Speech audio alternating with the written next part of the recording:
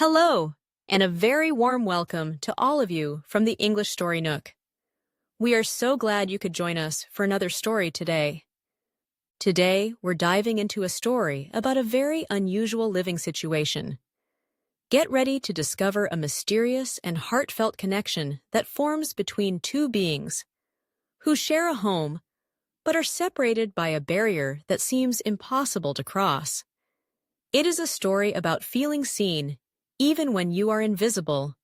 Before we begin, if you enjoy our stories and want to support what we do, please give this video a like, subscribe to the channel, and consider buying us a coffee on Ko-fi. There's a link in the description below. Every like, subscription, and small contribution helps us keep creating great content for English learners like you. And now to the story. He lives in my house but can't see me. My existence is a quiet one, measured not in heartbeats, but in the slow fade of sunlight across the living room floor. For 73 years, I have been the silent, ethereal inhabitant of this house, bound to its timber and plaster by laws as old as my kind. I am Tilla Sorrow, and I am invisible. My life, if one could call it that, was an unchanging tableau of dust motes dancing in sunbeams and the gentle creak of settling foundations. It was a peaceful, if profoundly lonely, state of being. I watch seasons turn, families come and go, their loud, messy lives a brief interruption to my endless calm. I had learned to find a strange comfort in the prosaic rhythm of my solitude, until him. Javier Nade arrived on a Tuesday, bringing with him 3 oversized suitcases, a laptop bag slung over his shoulder, and an aura of restless energy that immediately unsettled the house's deep-seated tranquility. He was an architect, I soon gathered, from the blueprints he unrolled across the dining table and the way he would stare at the ceiling, lost in calculations. His presence was a disruption of my quotidian reality, a loud, vibrant intrusion into my silent world. At first, I was resentful. He played music that vibrated through the floorboards, left coffee mugs on every surface, and muttered to himself constantly. He was a chaotic force, and I, a creature of stillness, found him utterly exasperating. But resentment, I discovered, is a difficult emotion to sustain in isolation. It requires fuel, and all I had was observation. I began to watch him, not as an intruder, but as a subject of study. I saw the fierce concentration that would knit his brow as he sketched, the slump of his shoulders when an idea wouldn't coalesce, and the pure, unadulterated joy on his face when he finally solved a design problem. I started to live vicariously through his small triumphs and failures. My annoyance slowly, imperceptibly, morphed into a burgeoning fascination. This feeling was a strange, unwelcome warmth in the cool void of my being, a dangerous and unprecedented pull towards a man who didn't even know I existed. The pernicious seed of connection had been planted. One evening, Javier was in the throes of a creative crisis. He'd been staring at the same blueprint for hours, his frustration a palpable storm in the room. He swept a hand through his dark hair, letting out a groan of despair before pushing his chair back and beginning to pace. His movements were desultory, lacking their usual purpose. Watching his anguish, a fierce, protective instinct flared within me. It was an impulse so strong it felt physical. I focused on a heavy book of architectural theory perched precariously on a shelf. With a surge of will I didn't know I possessed, I nudged it with my energy. It tumbled to the floor, falling open to a chapter on cantilevered structures. Javier jumped at the sound, then stared at the open book. A slow smile spread across his face as a new idea dawned. He dismissed it as a happy accident, but I knew better. I had touched his world. The realization was both a thrill and a terror, a powerful catalyst for what was to come. That small success emboldened me. My interactions became more deliberate. A flicker of the lights when he felt discouraged, the faint, impossible scent of rain-soaked earth in his sterile office to soothe his stress. These were ephemeral whispers, fleeting hints of my presence. Javier, to his credit, wasn't frightened. He was intrigued. One night, while working late, he looked up from his screen and said to the empty room, "All right. I don't know who or what you are, but thank you. That helped." He was half joking, but my non-existent heart leaped. He was talking to me. He felt me. My affection for him, once a nascent curiosity, was rapidly deepening into something far more profound, something dangerously close to love. I had to sublimate these feelings, pushing them down into the quiet corners of my existence, lest they overwhelm me entirely. His world soon intruded in a way my subtle nudges couldn't fix. A major project he'd poured his soul into was stolen by a rival at a cutthroat firm, simple complexus schwierig alignment. The news left him despondent. He spoke of breaking his lease, of leaving the city, of giving up. The thought of the house falling silent again, of his vibrant energy being replaced by the hollow echo of my own solitude, was unbearable.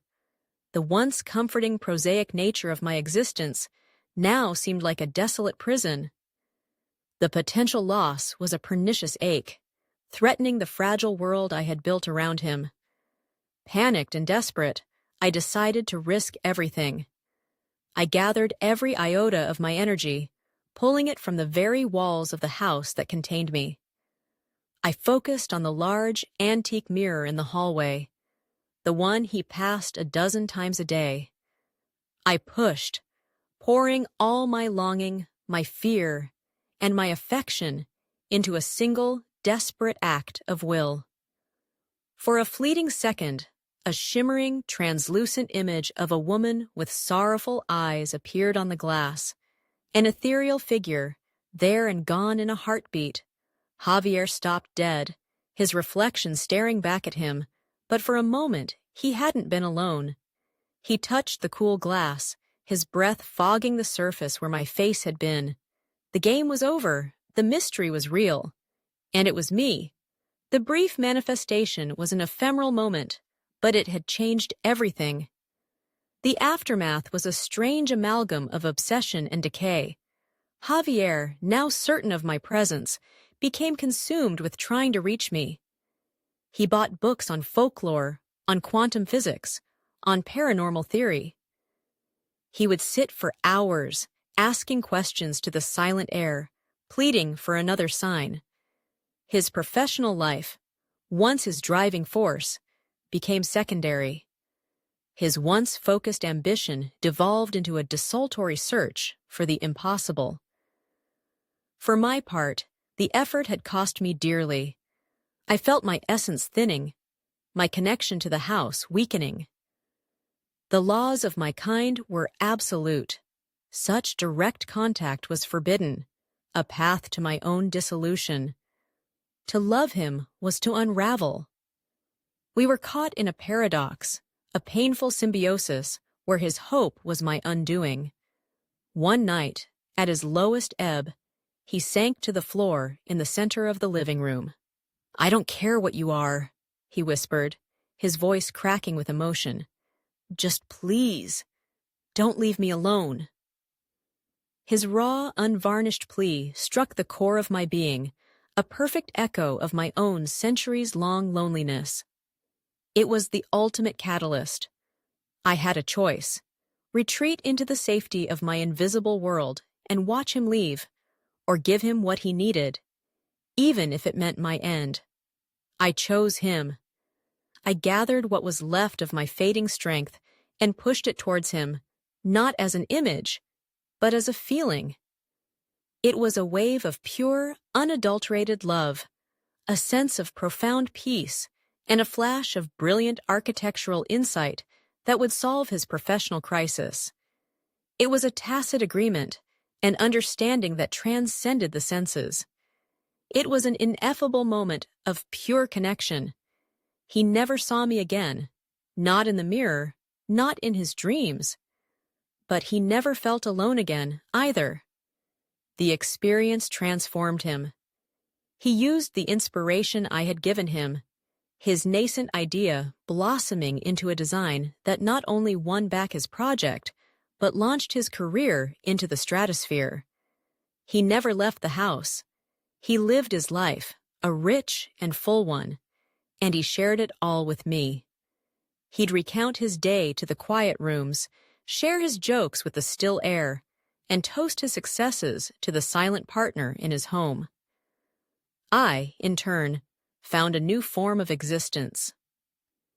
I was no longer a prisoner of the house, but its soul. My love, which I had tried to sublimate, was now the very energy that sustained the home's warmth. Our connection was a strange and beautiful amalgam of two worlds, a perfect, unspoken symbiosis. It was a love story that no one would ever read, a bond that was utterly ineffable, understood only by the two of us. And for me, that was more than enough. It was everything. Our tacit understanding became the foundation of our shared life, a testament to a love that defied every conceivable barrier. That's the end of our story for today. It makes you think about the different ways we can connect with others, doesn't it? Have you ever felt a strong connection to a person, a place, or even an idea? Let us know your thoughts in the comments section. We love hearing from you. And remember to check the description box for some extra materials to help you practice. Thank you for joining us at the English Story Nook. Keep practicing your English, stay curious, and we look forward to sharing another story with you very soon. Happy learning and goodbye for now.